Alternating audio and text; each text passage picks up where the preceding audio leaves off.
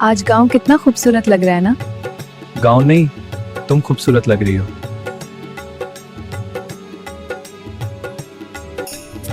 कभी कभी सोचती हूँ हम यहीं कहीं छोटा सा घर बना लें।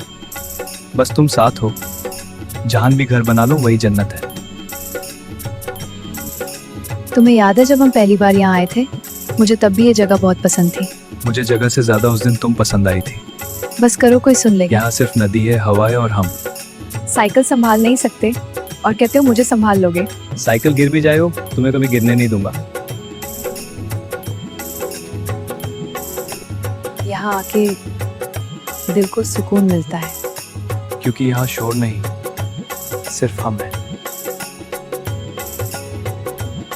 मैं बड़ा करता हूँ, चाहे वक्त बदल जाए मैं नहीं बदलूंगा। बस मुझे इतना ही चाहिए। अगर कभी मैं नाराज हो जाऊं तो मैं हर रोज यहीं लाकर मनाऊंगा।